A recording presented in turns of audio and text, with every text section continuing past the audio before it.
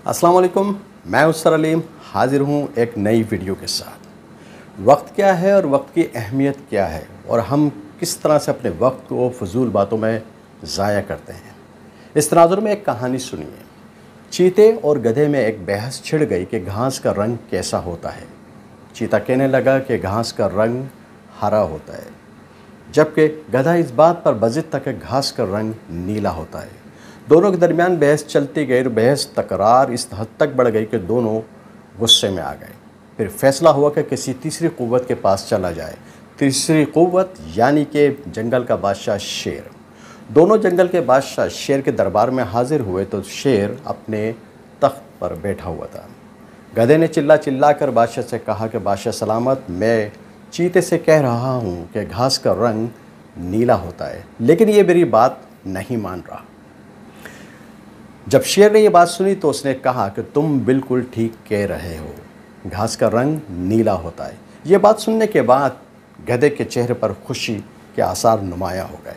उसने फिर कहा कि बादशाह सलामत, इसने बहस कर करके मेरे सर में दर्द कर दिया, लिहाजा आप इसको सज़ा सुनाइए। बादशाह ने सज़ा सुनाई कि चीता 3 दिन तक खामोश रहेगा। सज़ा सुनने के बाद गधा खुशी से उछलने लगा और शोर मचाता हुआ दरबार से बाहर निकल गया कि घास का रंग नीला होता है, घास का रंग नीला होता है। गधे के जाने के बाद चीते ने बादशाह से कहा कि बादशाह सलामत, आप बहुत अच्छी तरह जानते हैं कि घास का रंग हरा होता है, लेकिन आपने मुझे सज़ा सुनाई और गधे की बात को मान लिया। बादशाह ने कहा कि तुम बिल्कुल ठीक कह रहे हो कि घास का रंग हरा होता है, लेकिन मुझे इस बात पर गुस्सा है कि तुम एक निडर बहादुर जानवर हो, लेकिन तुमने अपना कीमती वक्त गधे के साथ बहस करके ज़ाया कर दिया। ये मैं जानता हूँ कि घास का रंग हरा होता है, लेकिन तुम खुद सोचो कि तुम्हारा वक्त कितना कीमती है। तुमने एक ऐसी बहस जहाँ पर कि कोई इसका हल नहीं था, अपने वक्त को ज़ाया करते रहे, जबकि तुम जानते हो कि गधा एक अपनी जहालत की वजह से और अपने अना की वजह से कभी भी इस होल से बाहर नहीं आएगा। अब तुम खुद सोचो कि तुमने अपना कीमती वक्त किस तरह से ज़ाया किया है। अब जाओ तन्हाई में बैठो और तन्हाई में बैठकर सोचो कि मैंने ये क्या किया है। लेकिन बादशाह ने जाते हुए चीते से एक और बात कही, ये बात मेरी सुनते जाओ और अपने जहन में रखो। वो ये है कि जब जहालत एक जगह पर जमा हो जाए तो अक्ल रखने वालों को उस महफिल को छोड़ देना चाहिए। इसी बात पे हम देखेंगे हम अपने वक्त को किस तरह से ज़ाया करते हैं।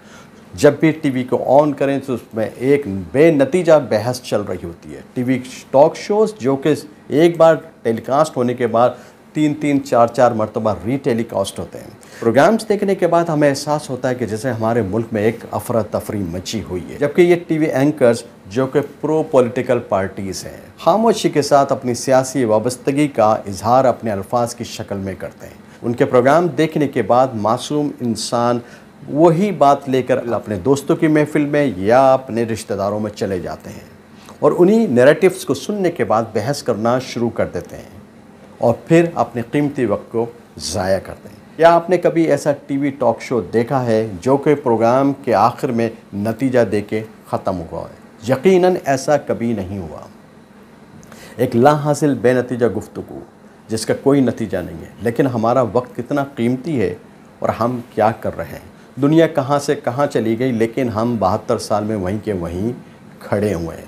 ये पॉलिटिकल लीडर्स जो हमें अपना विजन देते हैं या ये बताते हैं कि अगर हम आपके साथ हैं तो पाकिस्तान यहाँ खड़ा होगा।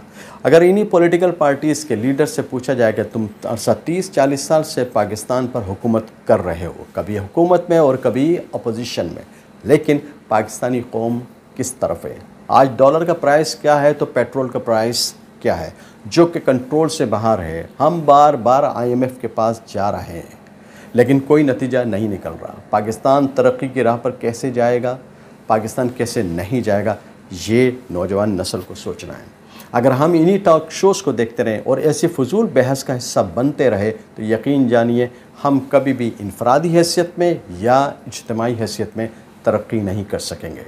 लिहाजा आपसे गुजारिश है कि अपने वक्त को ज़ाया मत कीजिए और ये याद रखिए, वक्त गुज़रा है, गुज़रता है, गुज़र जाएगा।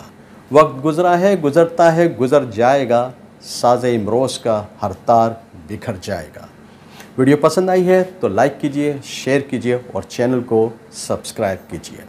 थैंक्स।